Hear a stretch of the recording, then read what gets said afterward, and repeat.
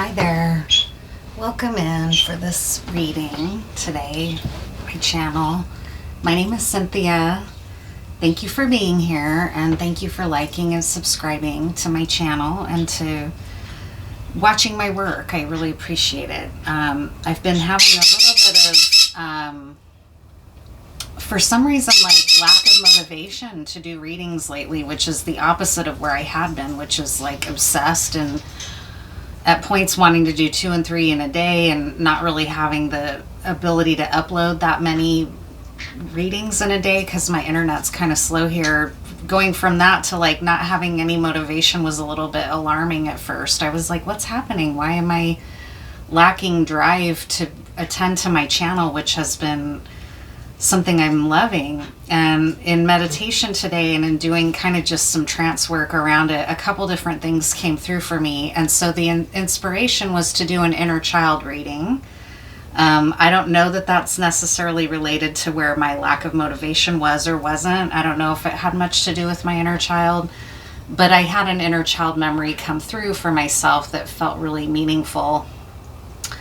And then in doing some trance work today, the other thing that came through was rain and raindrops, which came through in some trance work I was doing with a friend the other day around the new moon. But rain being an opportunity is what it was saying. Like the meditation, I envision myself as a serpent climbing up the tree of life to go into trance work into the higher realms, which a lot of times when you do trance work, you drop down into a hole. But if you're interested in going higher instead of into the underworld, you can do that by climbing a tree. And so that's what I was doing today. And the message that came through in a really beautiful way was rain and the opportunity that rain gives us. And that rain and weather, including stormy weather with rain, like thunder and lightning clouds and heavy downpours of rain, those are all opportunities for us to receive that we often don't recognize, right? Is kind of the gist. It was showing me a lot of different stuff, and I'm trying to just, without just telling the whole trance here, that's not what people are doing here. I'm just going to try to break it down a little bit. Because for me, as someone who kind of from early on got really into masculine energy for myself in order to just make my life happen, and that's what I was taught. My dad was a workaholic. You get out there, you get after it, you do what you have to do, you do your hard work, you don't shy away from that, you take, you don't take shortcuts, you go the most direct route to where you want to go, but you don't take shortcuts, right? You work hard. Those were the things that I was taught. And so to learn how to receive has been really challenging for me. And I think probably for a lot of Western women, right? I think this crosses some identity lines, but others it doesn't. But for sure, the ambition, go, do, make, create, it's not going to happen unless you get out there and hustle and get after it and do. That's all very masculine energy. And in the West, women have been, in a position of doing that a lot with good results for us, but also at times with being in this place of not necessarily knowing how to receive. And it was saying that the rain is an opportunity for that rain is a gift, but it's, again, not treated like that. If you think of somewhere like most people want to live in the sun, where they think there's going to be more joy all the time, happiness, joy, security, safety, and there is that to some degree, but there's also drought in those kinds of places, right? And rain. And if you think that lightning is something that we receive, that's really true. We receive it. We don't have to do anything. And yet this electric jolt of lightning is created that strikes and penetrates the earth, right? That's receptive. That's anything but passive energy.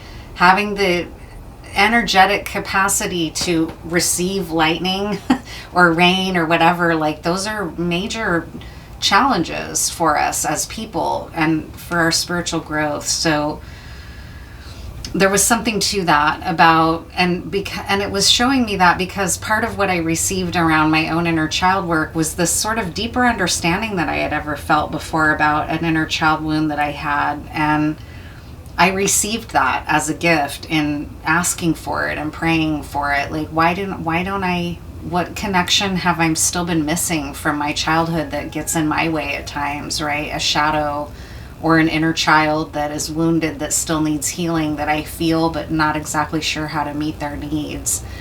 And one thing that came through was just witnessing them, just receiving and being okay with the fact that this little inner girl felt unvalued, right? Whether it's true or not is irrelevant. This little one felt not important and not valuable to the people immediately around her.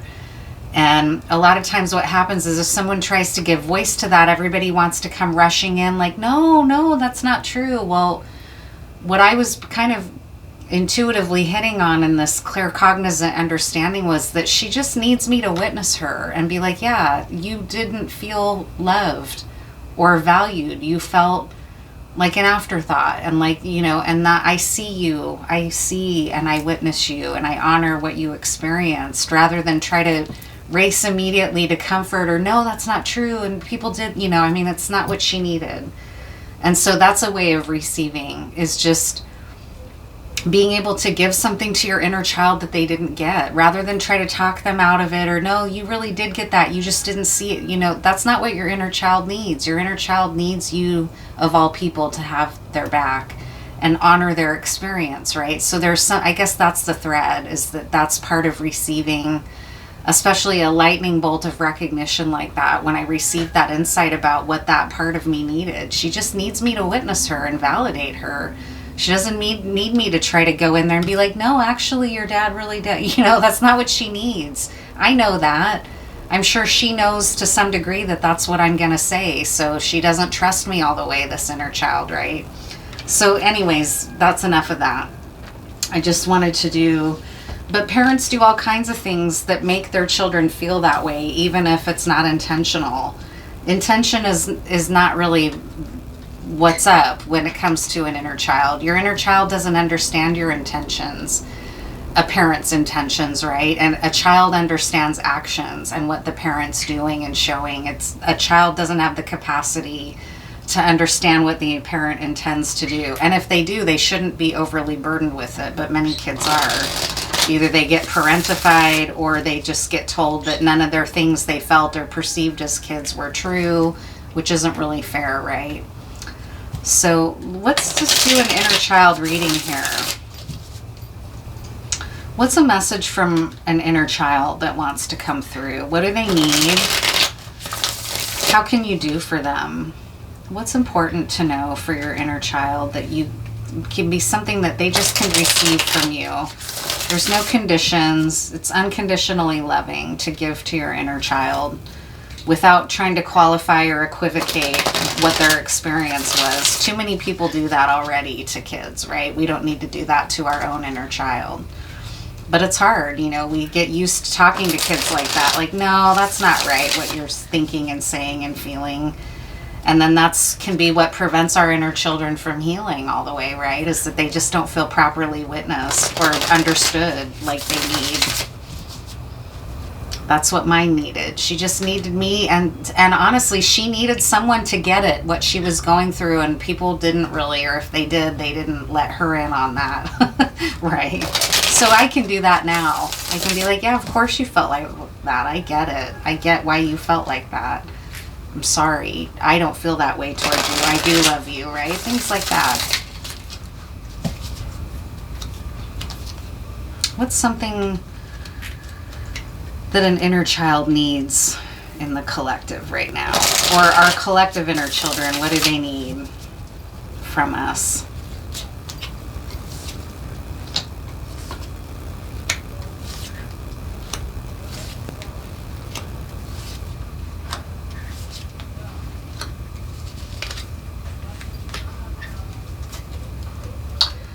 So this column right here represents us in our conscious adult or young adult mind, however old you are here. There may be kids under 18 that watch my channel, I don't know. This column represents us, and this column represents a child part of us that's still inside, right? And that needs something from us. So the good news is that in your mindset over here, in your conscious mind, you want to be approaching your inner child with love. It's the Ace of Cups. You understand that they're worthy of love. You've been doing healing work that's brought you to this realization that you want to love your inner children and not treat them as problems or as something that they're just have an insatiable need. Sometimes that happens as well. If you had I have worked with someone in the past that had a child experience of having colic for a long time where they were inconsolable, and their parents talk about how stressful that it was, like a year almost of her crying uncontrollably for much of the time, and it was very stressful, understandably, for her parents and for her. Even though she doesn't have a conscious memory of it, she has memory of it like on a cellular level almost. And so she has a lot of aggravation and frustration with this inner little baby, basically, that couldn't be consoled because that's what her parents were experiencing, right? And so it became this new way of looking at this poor little baby that only language it had was crying, right? And it's not, and just witnessing that baby like, oh my God, I'm so sorry, we're failing you, we're not meeting your needs, whatever it is, I'm so sorry, we can't understand, we don't, right? Like, that's kind of what that child needed, not to be treated as this inconvenient aggravation because it wouldn't stop crying, right? So something like that. You're conscious of the fact that you love your inner children and you want to treat them and you feel that they deserve love. That's a really wise acknowledgement from your mind center of your energy. In your heart, there may be some conflicts that you're conscious of in your heart that your child and your inner child are still in conflict over. They might even be in conflict with one another. You might have multiple inner children that are in conflict. Sometimes that can look like a little inner child, like a toddler, being managed by an older child of yours, also like a 10-year-old or a 13-year-old that's trying to scold or get your little toddler child in line. That's not unusual to have multiple inner children, right? And in your heart, there's some kind of an experience like that going on where you're sensing this conflict, right? This kind of child's play, like conflict and battle going on within, right, in your heart. So now over in this column is your inner child, and in your child's mind, they're weary, they're really exhausted, they're wondering, is she ever going to get this, or is someone ever going to understand what I'm going through? They keep hoping, right? The Ten of Wands is a card of hope. They see that there's a light at the end of the tunnel, like their parent or you or an older sibling. They're conscious of it, but they're starting to get tired and wondering, like, when is this going to happen? Is somebody going to come in and tell me they understand? Is someone going to come in and comfort me? Like, I'm kind of getting tired over here. I'm just a kid. How come I'm having to do so much here, right? So that's kind of where their thoughts are. In their heart, they know that they have a destiny that involves them being taken care of. They know and have an understanding that as a child, they should be taken care of. And when you're a child, you know that. You look around and you talk to your friends, and your friends say, my parents won't let me do that, or my parents will. Or your parents let you have sugary cereal, mine don't. Or my parents let me watch scary movies, yours do too, or no. And it's this kind of thing. Your inner child knows in their heart that they are entitled to care and to support and to goodness and to a fortune that is theirs by birth, right? It's our birthright. When we come into this world, we think, to be nurtured and cared for by parents, right? And then often, though, we'll come into the world and then reality sets in, right? And it's like, oh yeah, even though love and abundance and joy are my birthright, my parents aren't equipped to give it to me. Okay, so those are some hard lessons that we can figure out in childhood. Your inner child has the awareness and the understanding that they have this stuff by birthright. Love, care, security, good fortune, right? That's our birthright, all of ours, as we come into the earth plane. But we're not guaranteed that in our families, right? Often we have to figure out, well, okay, my family couldn't give this to me, so how am I going to get it, right? I didn't get it as a child, and now I have this lack or a sense of unhealed wounds in my life, right? What we're talking about here is an opportunity, and that's what you have figured out, and what your inner child has figured out, is that it's an opportunity. This kind of work that you're doing is an opportunity for their needs to be met, for them to get the good fortune that is theirs by birthright. It's almost like you've been in an inner dialogue with your inner child or inner children for a while, and so you're probably someone that's been doing a lot of healing work, right? What you both understand is that you're at an opportunity point. You're at a threshold for something new. If you can give this child what they're tired and unburden this child of what they're carrying, which may feel like a burden they're to almost not going to make it, right? They're exhausted from carrying this burden. Maybe it's a painful memory that you've never wanted to face. And so they have to keep being in there somewhere carrying it until you decide you're ready as an adult to look at what their burden has been, right? Very much. In my case, it was that feeling of like, logically I understood that my dad loved me, right? But my dad often treated me like I was an inconvenience, because that's what a lot of parents do. Not because they mean to, not because they don't love their kids, but my dad's id was really rampant a lot of his adult life. After my mom died, it's like he felt like, well, where's my relief? So he just went after it wherever, and often at my expense. And so I had to go, my parents too were 70s parents. So they did a lot of things like believe it was okay to put you to bed and then go out and leave you alone when you were way too little to be left alone, right? And so lots of weird things like that my dad did, that even though I've understood logically for most of my life that my dad loved me and he did the best he could, I wasn't showing up for my inner child that was like, yeah, but half the time he wasn't here. Half the time he was making his new abusive wife feel more important than your bodily safety, and he was watching her beat you and not intervening, right? So these are real things that I had this amazing understanding all of a sudden, that my inner child is speaking the truth, that I deserved better, that and I just was always wanting to give my dad, let him off the hook. This was the first time. It was an opportunity, and that's what this is saying here, is an opportunity. Doing this work is an opportunity to heal, and the healing didn't come from my dad. It came from me stepping into the parent role that my inner child needs, and you can do that too, and you've recognized that opportunity. It can bring you into a place of healthy masculine abundance, and by abundance it means bodily abundance, security, the security of a King of Pentacles, to know that nothing can harm you now that you've done this healing. That's what you both recognize. You and your inner child are working together, is the sense that I have. Your inner child is hopeful that you're maybe listening to their needs at this point. Yeah, this is the truth. This is clarity. By doing this work, it's bringing you to clarity and wisdom. Like the sword of Archangel Michael, the sword of truth. This is the truth that you've been willing to face, that's going to unburden your inner child. I don't know that your inner child knows that, though. I sense that they sense you're working with them. You both feel like it's an opportunity to bring in safety for you if you take this opportunity. What is the opportunity? It's healing some kind of a conflict. What is the conflict, right?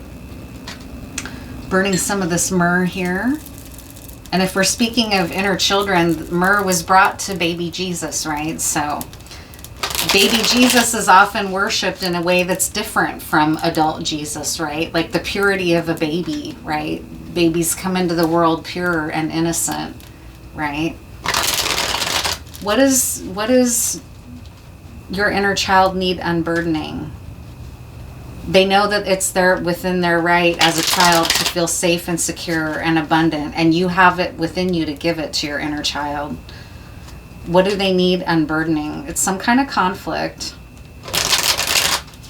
What's the burden that they're carrying?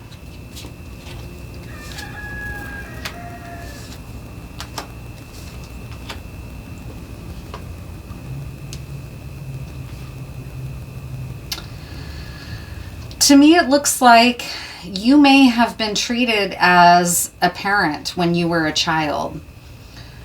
You may have been consulted as if you were the man of the family, for example, even though you were a child. Or you may have been treated as if you had the answers and you were some type of You may have been recognized as having spiritual wisdom as a child and then put into a position of responsibility as a result before your time. You're moving into calmer water. You might have been asked to be calmer than is natural for a child, for example. You might have been asked to act mature like a king of swords, even though you were just a little boy. You might have been asked to be a confessor to your parents who were unstable within, and they confided in you overly so. And that's now become a burden where you're the caretaker. Okay, that's coming through. What else?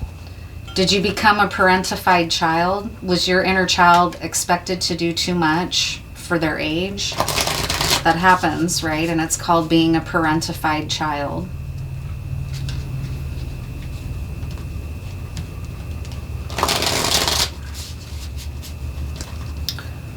Is this an inner child that was parentified or asked to be responsible for too much?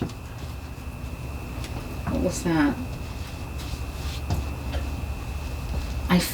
There were some cards that just fell out. Where did they go? What the heck? There they are.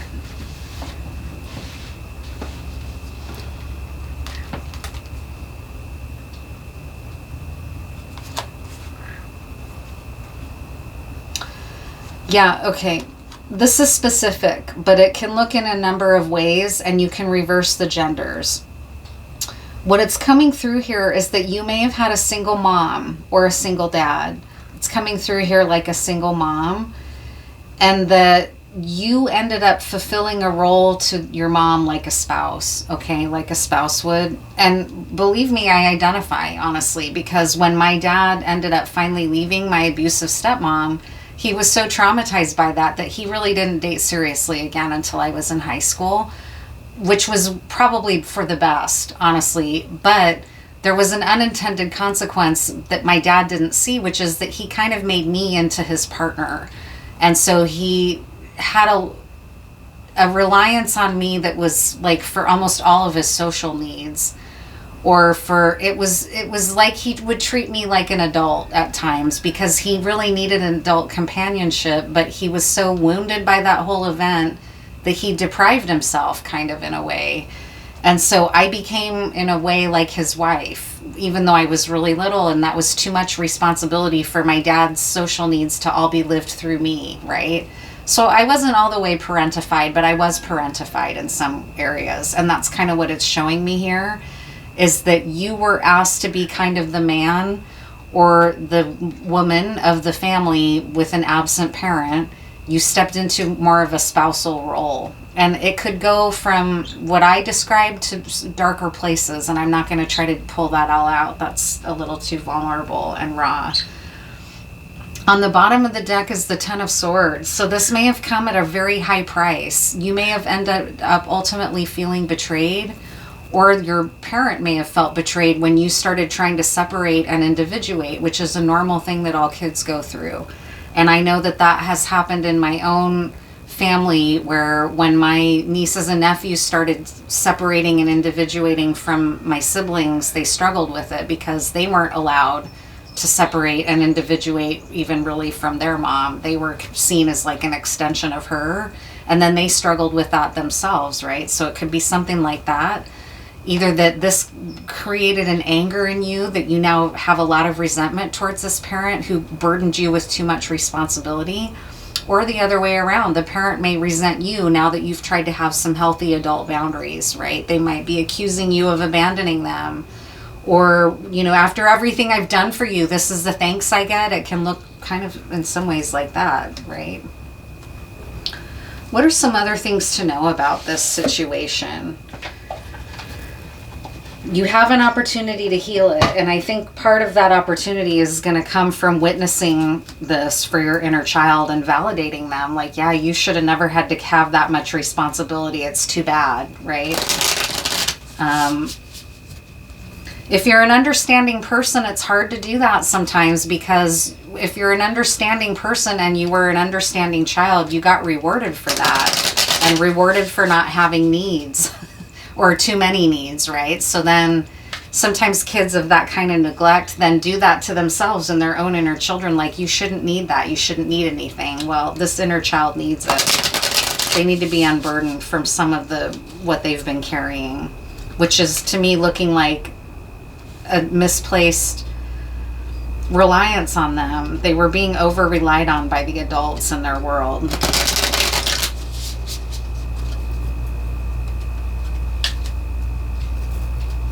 How can you help this inner child heal? What will they benefit from? You've already got a lot on board, which is just they need your unconditional love. They need to know that they're okay, that you accept them, right? What else? How else can you help this inner child? First card is suspicion. Keep a wary eye on how things are evolving. So it could mean reassuring your inner child that no matter what's going on in your life at present, you've got them. They're not going to ever have to go back to a role like this where they have to be unduly responsible for everything, right? This is saying you can commit now to protecting this part of you and conveying that to them. Like, I'm not going to let anyone come in here and fuck with you and give you more than you can handle or more, right? Like, I do that a lot with my inner children. When I start feeling panicked and scared and unlovable or whatever, I know where it's coming from now. And I go to those parts of myself and I say that, like, I'm now in charge. I've got this. I'm not going to let anyone come in and make us feel less than and make us feel like we're not important. And if I sense that coming from someone, there's someone that's not going to get a lot of our time. So don't you worry. I've got this. You're not going to have to carry this kind of burden anymore, right? That's one way to help heal this inner child and unburden them of this, is let them know, I'm here now. I'm clued in. I didn't see it before, but I see it now. And I'm not going to let this happen to us ever again, right? I'm going to have judgment. That's one thing. Dreams. They might be communicating with you in dreams. What else, though, about the dream space? Dreams tell stories. Listen. So your inner child, you might be having dreams about your childhood, and it doesn't have to be that literal. It can come through in a number of ways. One traumatic memory I have from my childhood involves how my dad treated my dog at times. And my dog would show up in dreams again and again and again until I made my peace with that I was also a child. I could only do so much to protect my dog. And I did at some point, and my dad listened, but it was really horrible memories, right? Like that dog kept coming into my dreams until I faced it. One of my most horrible memories. And it was not easy to face, but my child is unburdened of that responsibility now, because I'm finally facing it, right? The weird jumble of dream logic can feel beyond our control, almost as though someone else is pulling the strings. It can be unclear where we are or how we've arrived there, but a surreal turn can cue what's really happening, and a lucid chance to turn our back on the stuff of nightmares. Yeah, so healing through the dream space is really going to be useful. And then animal upside down.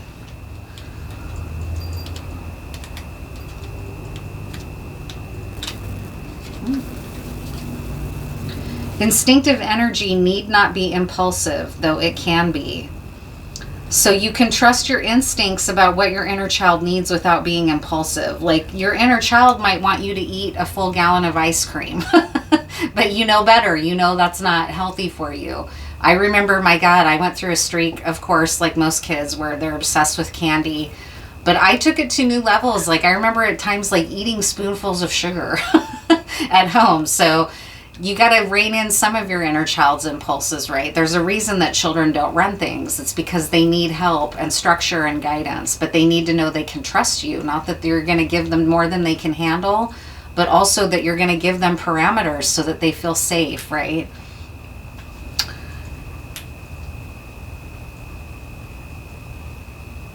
When dealing with others, assuming one's superiority can lead to cruelty, or worse, the exertion of power by fear or force. The feeling that one is or knows better than anyone else can be mitigated through empathy. recognizing what we have in common with one another. Aren't we all hopeful animals in some form? Instinctive energy need not be impulsive, though it can be. So you can honor your inner child. It's an instinct that's coming through that they want and need and would feel unburdened by you honoring them and witnessing them. It also doesn't mean being like, and you're right, our dad was a fucking, right? Like, I didn't then join in, right? I just witnessed my inner child. I didn't then join in on anger so much because I do have perspective. I was able to kind of recognize, like, yeah, my dad was wounded too. Like, I didn't understand a lot of that until I became an adult myself. He was abused as a child. He was a survivor. He walked his own path, right? So I think that's really beautiful advice. I'll pull one more of these Colette Baron Reed cards, and then I'll do a little bit of crystal ball gazing, and we'll call this inner child reading complete. But your outcome is clarity. By being willing to do this for your inner child is wisdom and clarity. Like, part of the way that that's going to help me as well is to recognize sometimes when I feel like, let's say from a partner, that I'm not important or that I'm not valuable. Now I see where some of that came from. It's that inner child being activated. And while they're teaching me about something, like, yeah, these equations don't make me feel valued, so I'm not going to go into them anymore. They can also help me recognize when I might be projecting on a situation that's not accurate. That's the benefit of doing inner child work, is that both things become within your reach. Either to realize when you're projecting onto something that's not an accurate projection, or when your inner child has been coming through loud and clear for years and you've been choosing to ignore it and ignore their warnings and go into an abusive situation again, right? So there's real benefit to making your inner children feel valued and cherished and loved by you, right? On multiple levels. And not acting superior, or that they don't have something to tell you. This little one's been burdened for a long time by some of this. And by witnessing it and listening to what they're telling you in dreams, not overindulging them, but recognizing and witnessing, I can parent that inner child now, right? To the sea, no, Treasure Island. Treasure Island, what is this card's meaning here?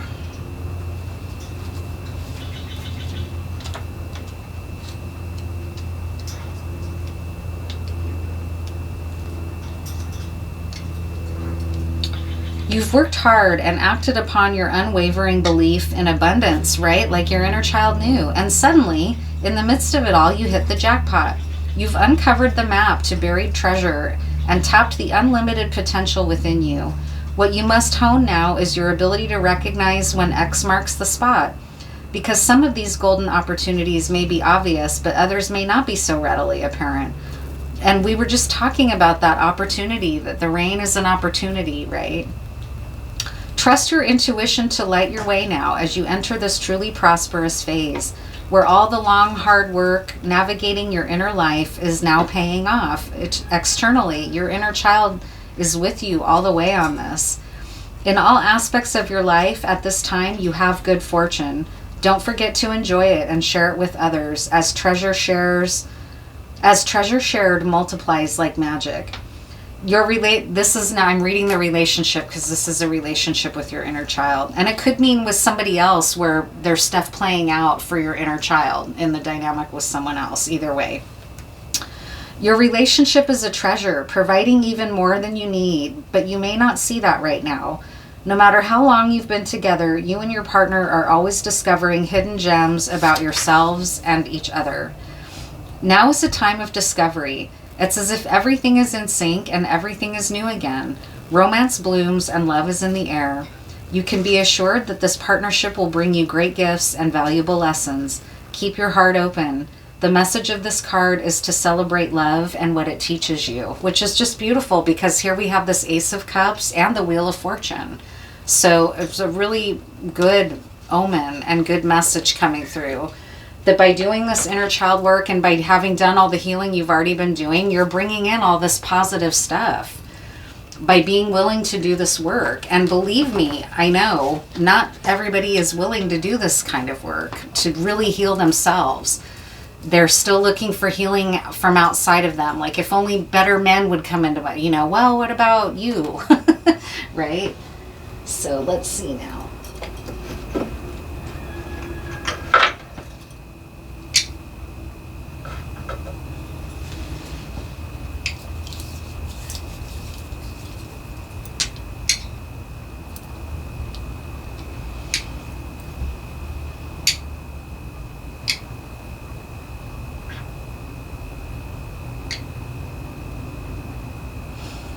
I'm seeing like a sock puppet or a sock monkey. So that's appropriate for an inner child, right? And that's like a puppet you can speak to yourself, right? A little sock puppet, right, is one that you can be in dialogue with, which strikes me as really cute and sweet.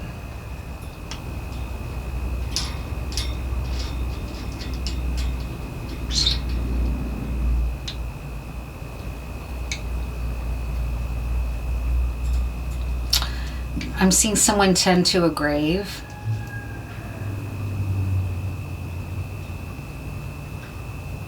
So you might be doing this process with your inner child at the loss of a parent or some other person in your life that's activated this healing. It's an opportunity, right? An opportunity to help this part of you heal through going through this loss.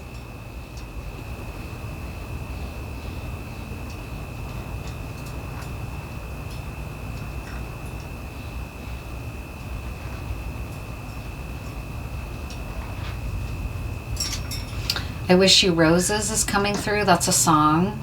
So you might want to, that song might have meaning for you. I Wish You Roses.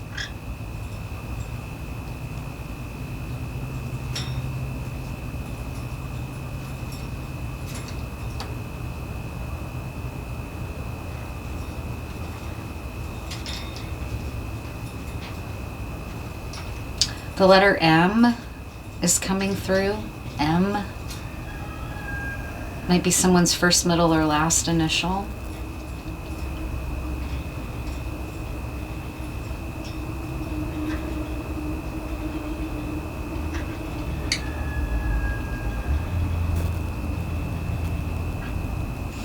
Yeah, lots of childhood imagery again. I'm seeing a Twister game. But that's an interesting game, right? You get all twisted and contorted, so that could have multiple meanings. Either just a positive childhood memory of playing Twister, or it could be more symbolic, right?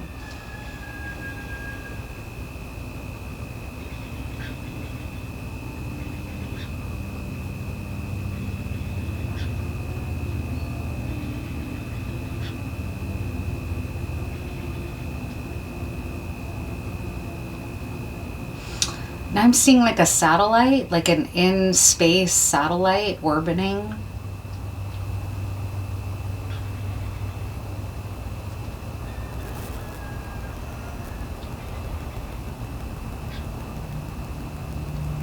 And the manger, I'm seeing a manger, which I think, we all know what that reference is, right? But it strikes me, because it's a holy family, like there's healing in family relationships, potentially by looking at something like the Holy Family. And it doesn't have to be the Catholic and Jesus Holy Family. It can be, in China, Confucius talks about the benefit of the family and how it's a microcosm of how you want society to relate to one another with regard and respect for your elders. And there's an entire, so it doesn't just have to be the Holy Family. That's how it's coming through to me.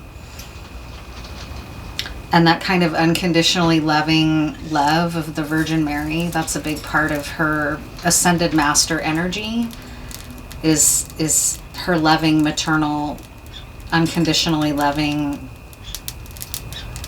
intercession, like she intercedes between people and the higher realms in a compassionate way.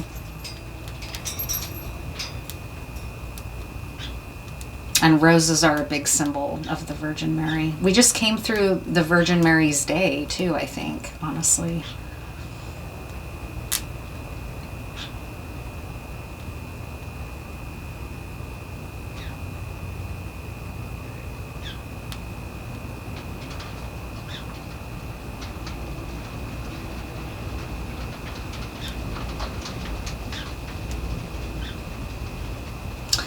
Yeah, I'm seeing like a deity, like a goddess over the tree of life. So it could be like the Virgin Mary or another maternal energy gazing down on the tree of life.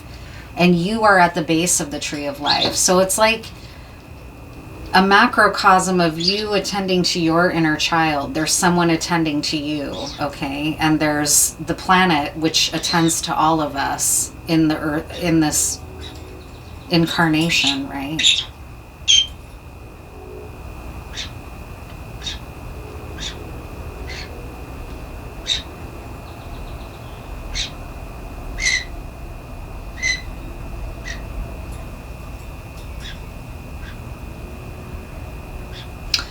I'm seeing some really gentle, loving touch in bed between a couple.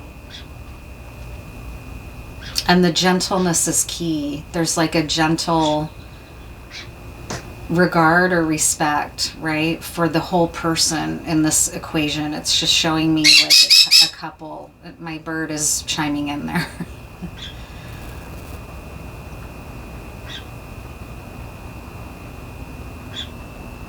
It's very gentle. It's like really gentle touch, like reparenting each other almost, or being honoring and witnessing of one another's inner children is how it's coming through in a really beautiful way. My bird really likes that, whatever this is. He's chiming in a lot with that, I can hear.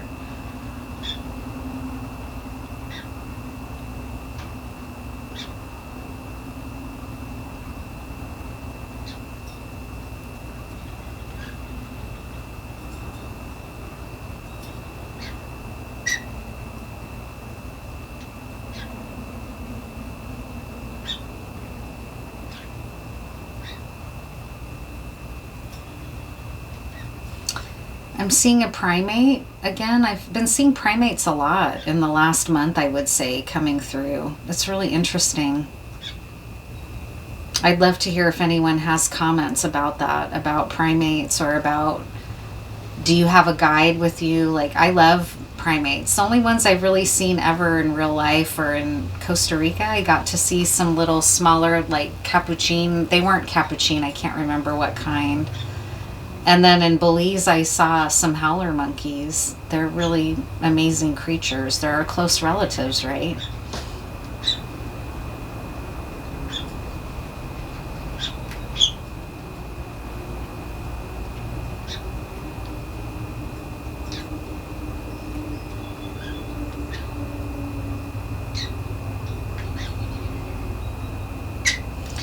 Yeah, a lot of love towards the planet and towards the natural world, to and from. It's like a coursing umbilical cord. It's showing me of like our relationship to the planet Earth, to our Mother Earth, right? That's another way that we are her children in a sense. And so, and we're not in a good relationship with the Earth right now, right? Especially Western first world culture is destructive to the planet, right?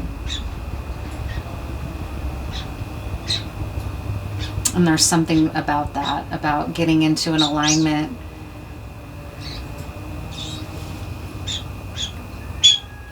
Like, we don't receive what the earth gives. We go in and extract and take, and it's not a receptive energy that we're in. It's an imbalance, is I guess what it's saying. Okay, I'm gonna go ahead and close that. But yeah, that's echoed in this little leopard, right? Leopard. I think this was built by the Huichol in Mexico, and I just love this figure. All right, so I'll just pull here. What are some final messages? Some final messages. Where is this clarity taking you?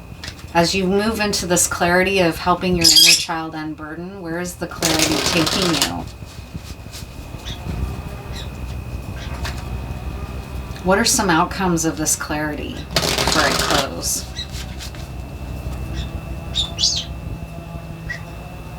The Page of Coins, like some new fresh, young communication or gestures made from a naive place, but in a good way, right? Like a trusting, open way that this child may not have gotten to be in a long time, right?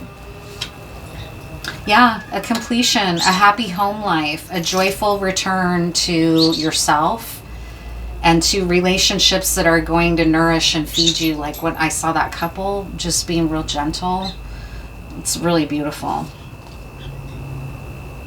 The Empress, a truly receptive state where you get to receive now and where your inner child gets to receive. This is a very receptive energy. It's not active and forcing. It's receiving what's coming for you, which is this joyful, harmonious union, relationships where you are witnessed and regarded and respected and not replications of like old wounds that haven't healed. That's really common.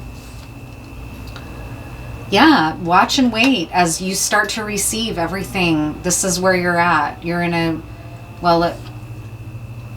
there is a little bit of a negative component here to the Page of Swords. I felt it, and there it is with the Ten of Swords. It's a surrendering.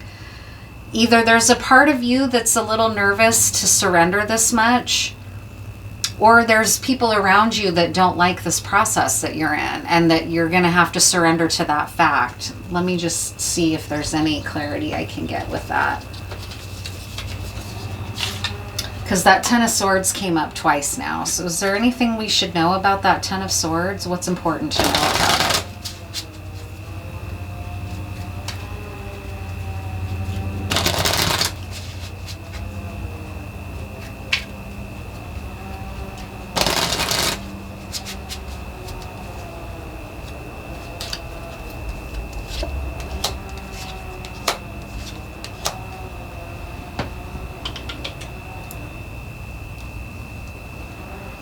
Clear your energy.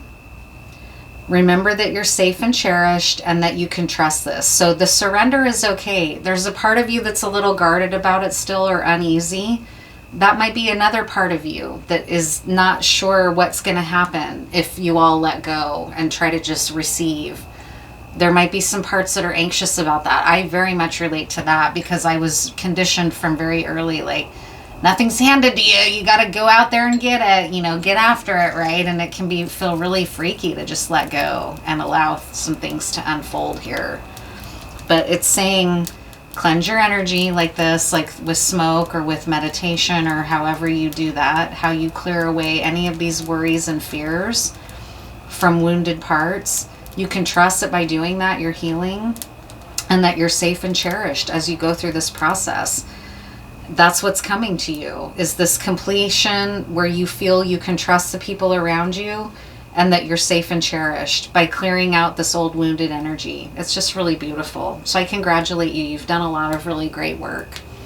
And I'll see you in the next one. Thank you.